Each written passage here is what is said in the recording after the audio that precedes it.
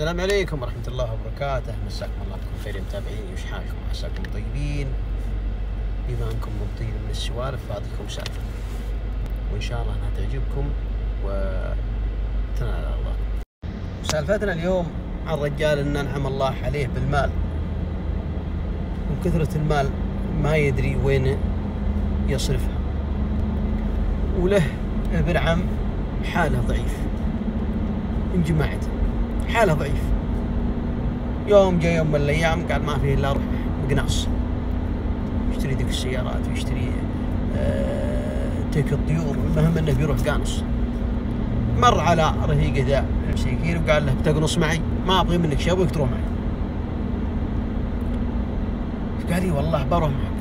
يبغي الرزق ولا يبغي مو وراه شيء من فايده ولا ربي يعين شيء بسيط؟ قال ما ابغي منك شيء، قال باخذ فراشي وباخذ معي حمامه يقوله الفقير. قال ايش تبغي؟ قال باخذها معي. قال جبها. المهم خذ الرجال فريشه وحمامته، خذ الفقير فراشه وحمامته وراح مع الرجال. راحوا يوم جاءوا المكان اللي هم يبغون قنصوا اول يوم ما عينوا شيء، قنصوا ثاني يوم ماشي. يوم جت النهار يقوم الرجال الغني راح المقناص تفكر في الفقير، يقول انت وجهك وجه نحس، يوم رحان معي وانا ما توفقت، لكن حول انا ويحوله. يا ولد وصلني ولا؟ قال ابدا ما والله تروح معي، انت وجهك وجه نكبه. يوم رحت معي حتى العصفور ما شفته. نزله وراح وهمله، نزل فراشه والحمامه مربوطه ويتفكر ولا يشوف له بيت شعر، يخلي فريشه والحمامه ويروح صوب بيت الشعر على رجيله. يوم قد بيت الشعر قريب منه والتفت فلا هنا طير موقع، ولا البيت قد اقرب له ولا الحمامة بعيد. فراح صوب البيت عنده موتر قديم، يبغى رب احد يصله يجيب اغراضها، ربي يفك الحمامة، رب الطير يصيدها ويمسك الطير. طبعا يبغي ربه يمسك الطير، الطير طبعا صقر والحمامة فيها شبكة، يبغى رب الطير يمسك الحمامة علشان يجوده بالشبكة. المهم راح صوب أهل البيت، يوم جاهم يا ولد ردت عليه مرة قالت ما بحد إلا أنا، القهوة عندك في المجلس تقهو. قال أبغي الموتر ذا. قالت الموتر ذا قده 3 شهور واقف ما أدري حي ولا ميت، وراح البيت بياتي. قال أنا أبغى أجيب لي أغراض فراشي ومعها أغراض اللي. قالت شويك في الموتر وشوفها إن كان بيشتغل لك أبرك الساعات، جيب أغراضك. راح الموتر المساكين وشغل الموتر، ومع شغاله له يشتغل الموتر له ويحرك وياخذ الشبكة وياخذ فريشه ويفك الحمامة على الطير ويمسكها الطير ويشبكها ويمسك الطير. عادها هو الطير معاه في يجيه رجال، قال يا ولد الطير ذا للبيع؟ قال لي بالله للبيع، ويبيعه بقيمة طيبة.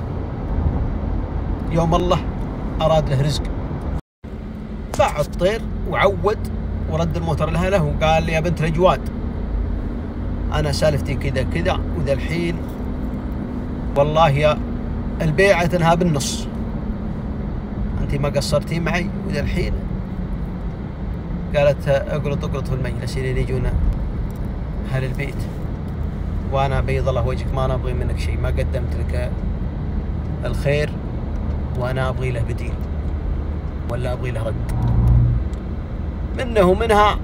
المهم إنه جار على البيت قلطه وقهواه وراح على البيت غني وبخير وعنده حلال واجد وعنده غنمان واجدة. قلطه راح على البيت قهواه وتعشى هو وياه واكرمه، وقال له ايش سالفتك؟ قال سالفتي 1 2 3، سالفتي كذا كذا كذا من اولها لتانيها. إلين صدت الطير وحلفت على راعية البيت اللي عطتني الموتر أن قيمة بيني وبينها بالنص، وإذا الحين هي رافضة. قال الرجال يا طويل العمر والله ما هي في حاجة وبخير وفي نعمة، ولكن بما أنك حلفت أنت عطها 1000 ريال ولا 2000 عن دينك. فعطاها المقسوم وقال رجالها أخذيها هذه رزق شوكش. لو كاد أن الرجال رعى البيت غني ورجال سخي وقال له يا ولد